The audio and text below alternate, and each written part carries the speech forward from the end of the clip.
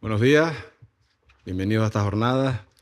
Bueno, la parte que a mí me toca es para explicarles de alguna manera o describir lo que ustedes conozcan el papel que desarrollan las policías locales en este tipo, en las emergencias. Qué duda cabe que mi ponencia está relacionada en buena medida con la que acaba de exponer ahora mismo el comisario. Debido que, bueno, desde un punto de vista normativo, las funciones de la policía local como integrante de las fuerzas y cuerpos de seguridad, al igual que Guardia Civil, al igual que Policía Nacional y el Cuerpo General de la Policía Canaria, pues son las mismas. Realmente la normativa a nivel general no distingue, habla de funciones de las fuerzas y cuerpos de seguridad. En mi charla, pues bueno, pues vamos a ver un poquito, algunas pinceladas escasas de normativa, algunos conceptos, y finalizaré pues describiéndole a ustedes pues algunas intervenciones, actuaciones de carácter un poco ya más operativo, pues basadas en buena medida en la experiencia profesional que tengo pues en el lugar donde desarrollo mi actividad profesional, que es el municipio de Santa Cruz de Tenerife. Bueno, la relación entre fuerzas y cuerpos de seguridad y la protección civil o las emergencias en este caso. Bueno, podemos hablar principalmente de dos normas. La norma básica de referencia de las fuerzas y cuerpos de seguridad, la Ley Orgánica 2/1986, en la que se establecen todas las funciones relativas a estos cuerpos de seguridad. Una de las funciones que aparece reflejada para todas las fuerzas de seguridad es la actuación, la participación en situaciones de emergencia, catástrofe, calamidad pública, pues en el marco, no de cualquier manera, sino en el marco de lo establecido de los correspondientes planes de protección civil. Planes de protección civil, un elemento indispensable. Ahí nos vamos al Sistema Nacional de Protección Civil, norma marco de referencia, la Ley 17/2015 y sus normas de desarrollo, principalmente la norma básica de protección civil. Ahí nos describe y nos habla de los planes de protección civil. Entendemos de una manera un poco resumida, ese documento que organiza toda la actuación en una emergencia, desde la organización y las funciones de los servicios y las figuras llamadas a intervenir, la coordinación entre las diferentes administraciones y la movilización pues, de los recursos.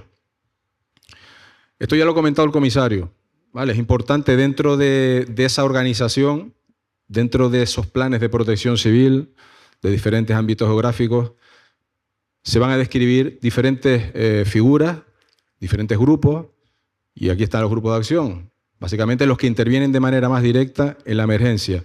Bueno, pues el Plateca en este caso, ¿vale? El plan de referencia de la Comunidad Autónoma de Protección Civil contempla pues 5 grupos. ¿Vale? El grupo de seguridad, como ustedes ya habrán podido ver anteriormente también, es el que engloba o en el que participan las fuerzas y cuerpos de seguridad. Policía local y todos. Aparte de fuerza y cuerpo de seguridad, también están incluidos en ese grupo de seguridad, como pueden ver ahí, los agentes forestales y de medio ambiente. Con carácter general, ¿cuál es la función de ese grupo de seguridad? Ahí lo pueden ver, garantizar la seguridad ciudadana, el control de las zonas afectadas por la emergencia y sus accesos y colaborar en la evacuación, confinamiento o alejamiento de la población en caso necesario. Esas son las principales, de una manera un poco más general. Hay un desarrollo de un poco de esa función, un poco más detallado. No he puesto todo, pero he puesto las que me ha parecido un poco más relevantes.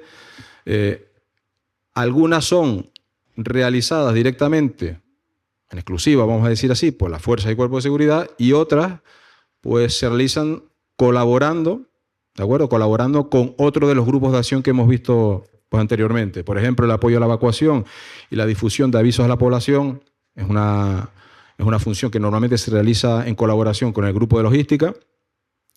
Después tenemos garantizar la seguridad ciudadana, custodiar los bienes en la zona, especialmente en caso de la evacuación de personas, controlar y ordenar el tráfico de vehículos en la zona afectada. Aquí tenemos otra misión, otra función que también es en colaboración con otro de los grupos de acción, en este caso con el grupo de intervención, colaborar en la búsqueda, rescate y salvamento de personas ya fuera de la zona de intervención. La zona de intervención entendida como que es la zona crítica donde se está prestando esos primeros auxilios de emergencia. Y pues, por último, controlar los accesos e impedir la entrada de personal no autorizado al área de intervención. Ahí tienen la imagen, por ejemplo, de guardias civiles realizando esa función. Esto es la emergencia del volcán de La Palma, un puesto de control para evitar pues, que acceda a la zona donde se está interviniendo personal que no debe estar ahí. El Plateca, el Plan Territorial de Canarias de Emergencia y Protección Civil, contempla 4 tipos de situaciones. 4 tipos de situaciones.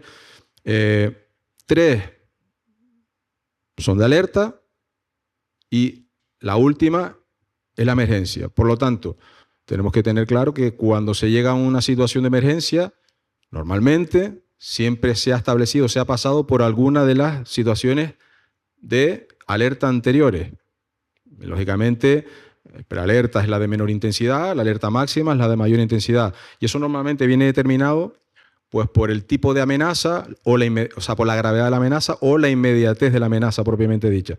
A veces se puede pasar de una prealerta a una alerta máxima también se puede pasar, y después ya estamos hablando de la emergencia, que ya es en el momento, es la situación en la cual ya se materializa de una manera esa amenaza, y ya es cuando empieza, vamos a decir así, la intervención con recursos extraordinarios y demás, que ya es la situación más crítica y es lo que normalmente nosotros tenemos en la cabeza que es una emergencia, ¿vale? Las medidas normalmente, o sea, la situación de alerta normalmente se caracteriza porque se suelen aplicar, o lo habitual es que se apliquen medidas de carácter preventivo. Se conoce que hay una amenaza que está ahí, que puede llegar, con un margen temporal que se puede haber preestablecido, y por tanto se tomarán las medidas preventivas en función de la amenaza y en función del grado de la alerta. Más allá de que en esos grados de, por ejemplo, la alerta o la alerta máxima, en momentos determinados, aparte de unas funciones preventivas, se dé alguna situación que ocurra un incidente concreto relacionado con la amenaza y se tenga que intervenir de forma inmediata para solucionarlo. Pero no tiene una afectación colectiva en ese sentido. Se está interviniendo, se está reaccionando, pero sin un carácter tan general, tan colectivo. Llegados a la situación de emergencia, lógicamente ya entramos en una fase en la cual la mayoría o la mayor parte de las medidas que se toman son de carácter reactivo. Hay que tratar de intervenir rápidamente y solucionar las incidencias que están ocurriendo, quizás ya de una forma más masiva, para evitar lógicamente que esa emergencia evolucione a peor, a una catástrofe, a una calamidad. En este tipo de medidas preventivas, actuaciones preventivas, es donde la experiencia profesional me dice, y firmemente lo creo así, que es donde las policías locales ya tienen un papel un tanto diferente. ¿Un tanto diferente en qué sentido? Pues bueno, este tipo de actuaciones preventivas normalmente son tomadas de primera instancia y son adoptadas en el ámbito local, en el ámbito municipal. Son los ayuntamientos los que toman estas primeras medidas preventivas cuando se decreta una alerta máxima. Y lo hace los ayuntamientos a través de sus servicios públicos municipales, entre los cuales se encuentran las policías locales. ¿Vale? No solo las policías locales, hay además servicios públicos municipales cuya función pueden también estar relacionadas con este tipo de situaciones o de medidas preventivas. Yo he puesto varios ahí, no todos los municipios tienen que disponer de todos sus servicios, pero yo creo que la mayoría sí.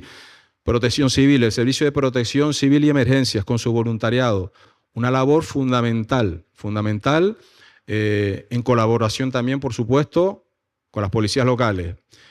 La limpieza viaria municipal, servicio de señalización, parques y jardines, incluso las grúas, mantenimiento de vías, iluminación. Todos esos son servicios que habitualmente son de titularidad o de gestión municipal y que están al servicio del ayuntamiento, lógicamente, cuando se producen este tipo de situaciones. Bien pueden intervenir o tomar esas medidas preventivas, pues bueno, porque ya tienen sus instrucciones internas cuando ocurren esas situaciones de alerta, o a requerimiento o a solicitud de las policías locales, que es lo que en la mayoría de las ocasiones suele ocurrir.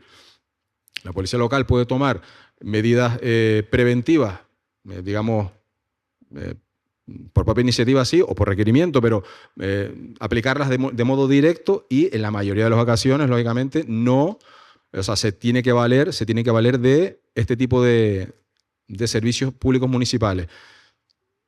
En ese sentido, no cabe duda que las policías locales, para hacer uso de ese tipo de servicio, para colaborar con ese tipo de servicio, el trato o la actuación es mucho más directa que otras fuerzas y cuerpos de seguridad.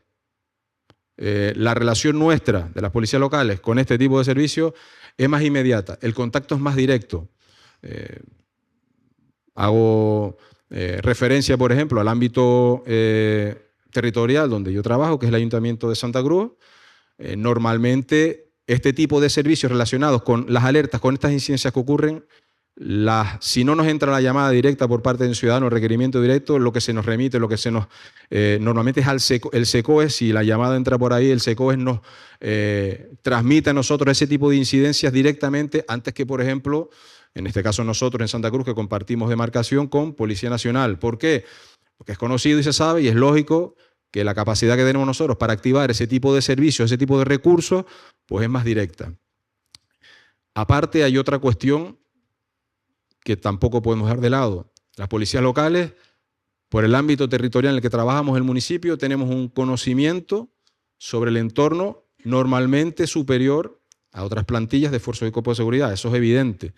Desarrollamos nuestra labor en un territorio limitado, en mayor o menor medida, pero es limitado, y por lo tanto normalmente tenemos más conocimiento, tenemos ese mayor contacto incluso con los vecinos, pero sobre todo con el entorno.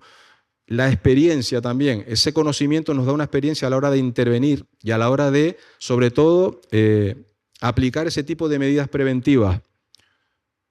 Quien más, quien menos, los mandos responsables de los cuerpos de policía local, ya con el tiempo, con los años de experiencia, ya sabemos y conocemos normalmente dónde ocurren los problemas. ¿Dónde surgen los problemas mayormente? Cuando tenemos un episodio de lluvias intensas, cuando lo tenemos de viento, incendios forestales también en ese caso, porque ya tenemos un rodaje en ese aspecto. De hecho, lo normal o lo habitual es que incluso esas medidas se apliquen casi como un automatismo. Me refiero, por ejemplo, en Santa Cruz de Tenerife, si nosotros tenemos decretado una alerta por fenómenos costeros, ya sabemos dónde se va a dar el problema por los fenómenos costeros y los efectos que provoca. Por lo tanto, las medidas se activan de forma automática, ya no solo por parte de la policía local, sino ya también por parte de los otros servicios municipales que les he relacionado.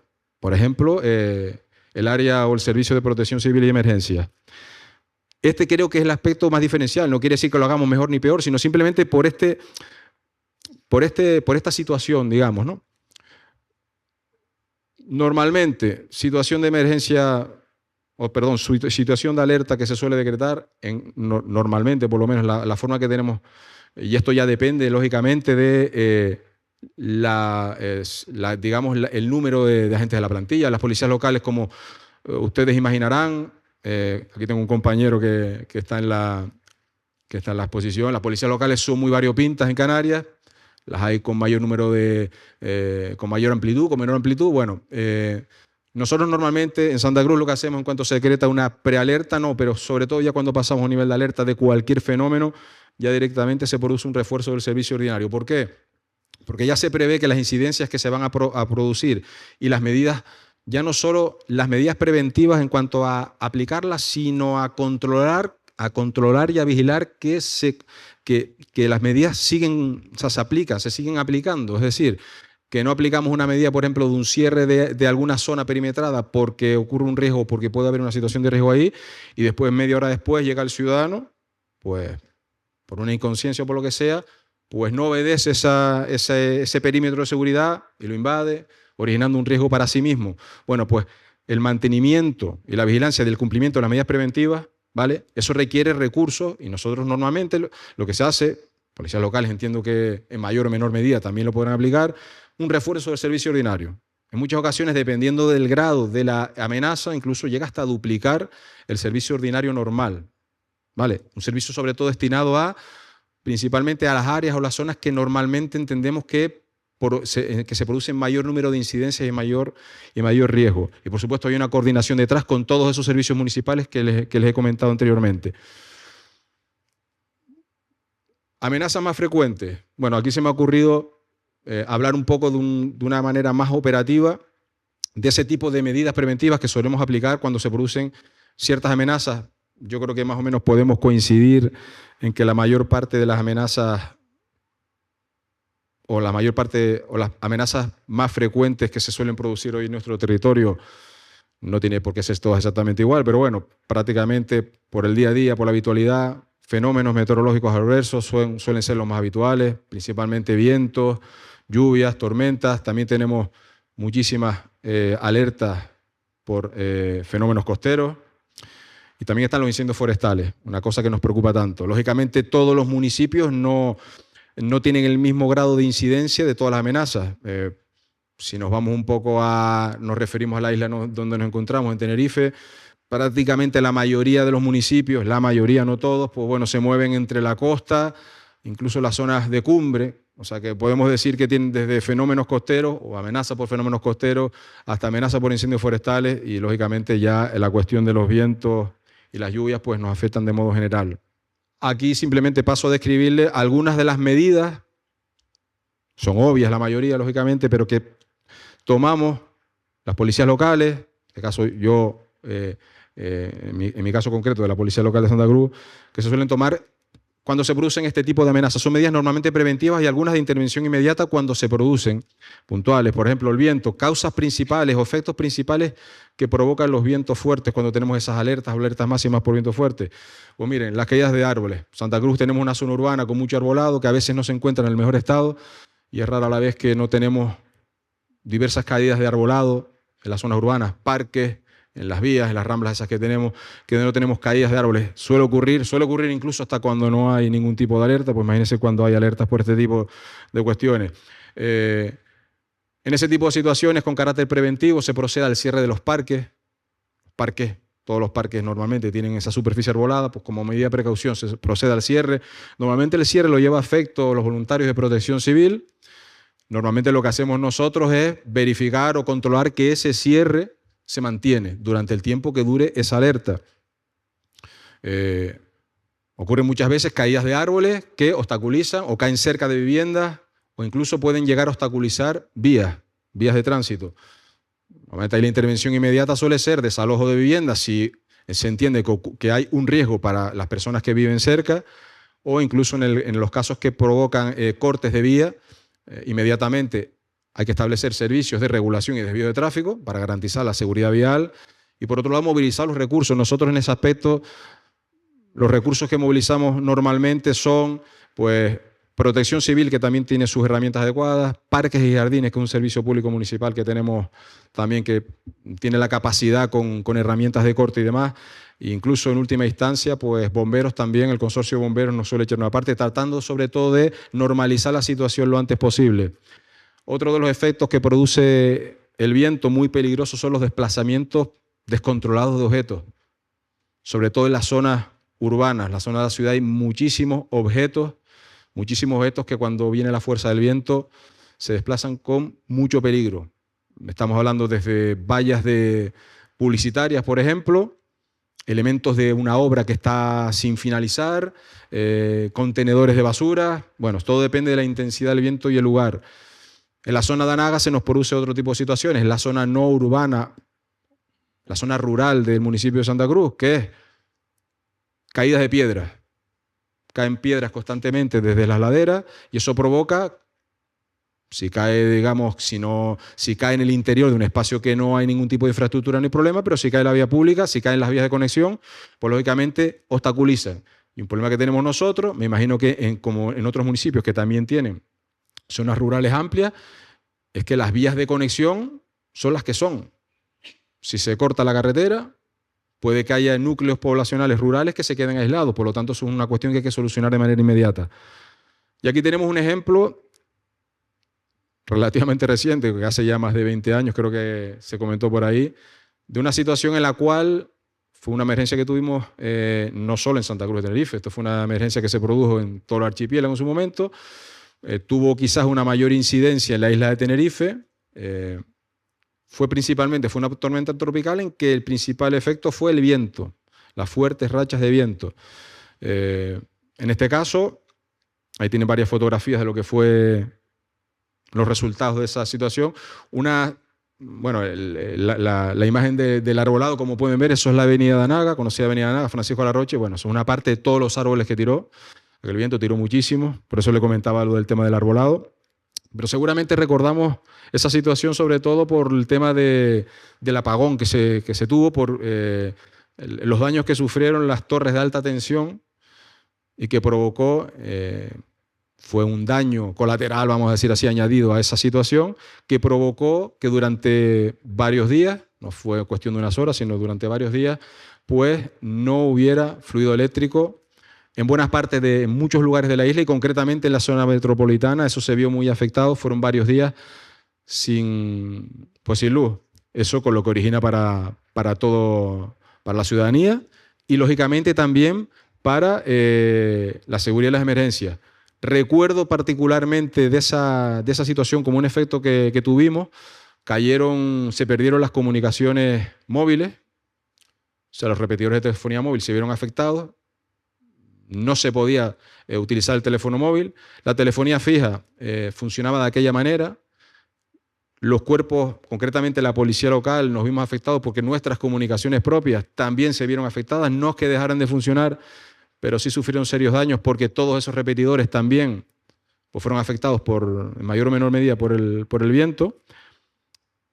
Y recuerdo que era un problema, y en relación con lo que se ha comentado ya en esta charla, con el tema de las comunicaciones en emergencia, era un problema porque la ciudadanía requería o necesitaba, por algún motivo, ayuda de los cuerpos de seguridad y emergencia, policías, fuerzas del Estado, policías locales o otro tipo de servicio de emergencia, y no tenía, en la mayoría de las ocasiones, o no podía o tenía serias dificultades simplemente para realizar una llamada al SECOE o a la policía local. Serias dificultades. Recuerdo que en ese momento una de las fórmulas que se estableció por parte de los jefes de la policía local para, de alguna manera, mitigar ese aspecto, aparte de reforzar el servicio extraordinariamente, con mayor número de agentes, era patrullar las vías de la ciudad, sobre todo las vías las urbanas, sobre todo las zonas urbanas, que es donde mayor población hay, sobre todo para que el ciudadano tuviera la oportunidad de, si necesitaba nuestra colaboración, nuestra ayuda, algún servicio de seguridad y emergencia, nos requiriera sobre la marcha prácticamente en la vía pública, y es lo que hacían. Estuvimos así, igual durante 1 o 2 jornadas en ese plan, hasta que se fue poco a poco restableciendo la normalidad. Tuvimos otro problema aparejado. ¿Recuerdan la función de garantizar la seguridad ciudadana? El episodio del Delta sucede una tarde, se empieza una tarde-noche y se desarrolla durante toda una noche, y el día siguiente ya pues vemos los efectos. Si no recuerdo mal, fueron 1 o 2 noches más las que tardó en restablecerse de forma normal el fluido eléctrico, y empezamos a partir de la segunda noche a sufrir problemas de pillaje.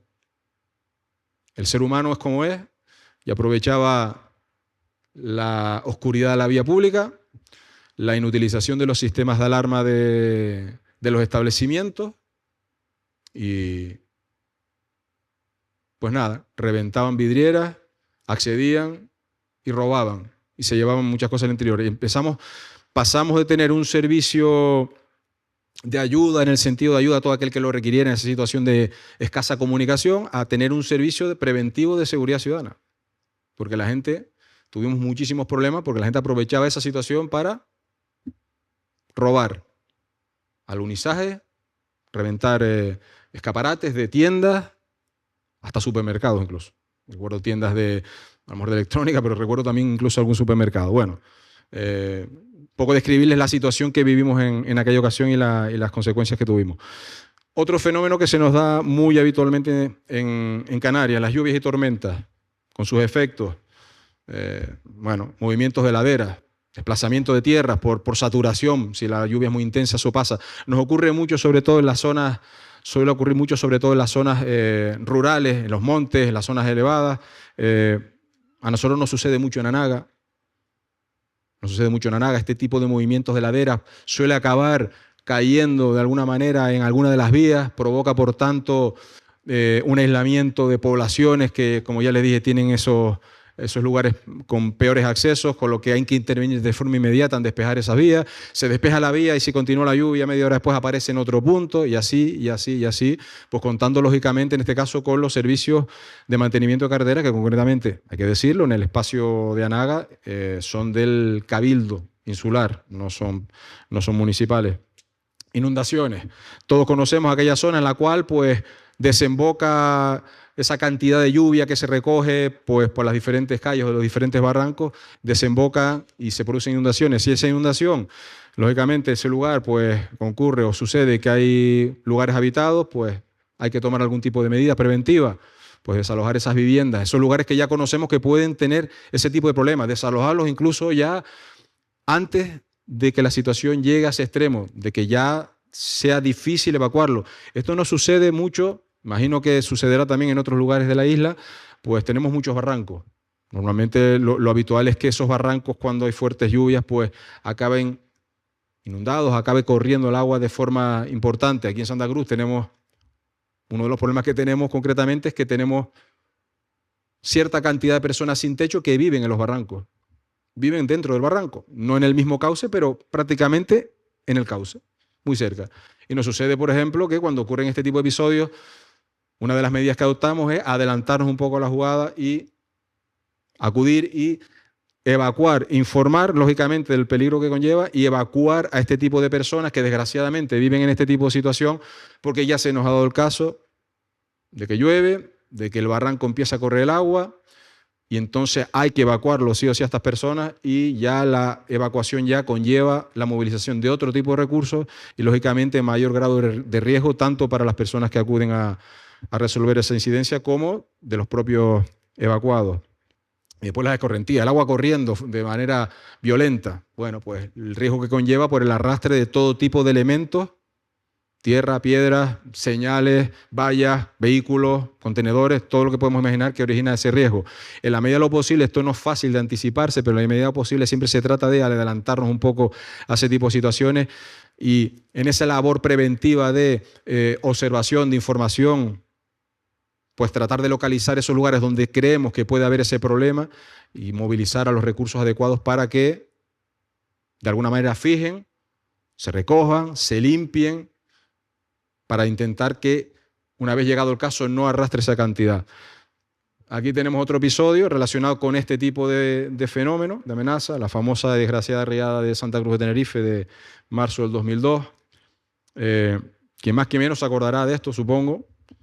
Esto fue un episodio muy intenso de lluvia, intenso en cuanto a la cantidad, intenso sobre todo también, o por lo menos muy limitado en el espacio, en un lugar no muy amplio. Sucede un episodio de unas lluvias muy fuertes, muy potentes, que las infraestructuras de la ciudad, las destinadas para ello, los pluviales y demás, fueron incapaces de soportar. Y provocó, pues, lo que ustedes pueden ver. Si eso sumamos, pues, el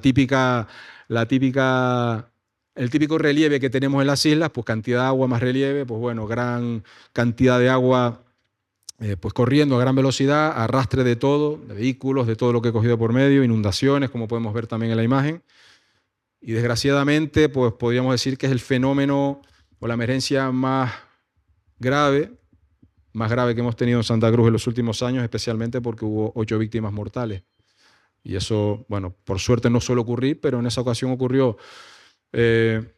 Mi creencia, no, mi seguridad, en ese momento que ocurre esa situación, lógicamente a los efectos tenemos que remitirnos, la ciudad no estaba preparada para ese tipo de situación. Tampoco podemos estar preparados para todo tipo de situaciones, es complicado, podemos intentar estar lo más preparado posible, pero estar 100% preparados para evitar que suceda o limitar absolutamente los efectos de una emergencia es muy, muy complicado. El ayuntamiento después de eso tomó, a lo largo de los años, ha ido tomando una serie de medidas preventivas, sobre todo en cuestiones de infraestructuras y demás, también a través del plan de emergencias municipal, también se han actualizado esos instrumentos para que este tipo de situaciones, si vuelve a suceder, que no lo podemos evitar que suceda un episodio de lluvias con esa intensidad, por lo menos los efectos no sean los que fueron.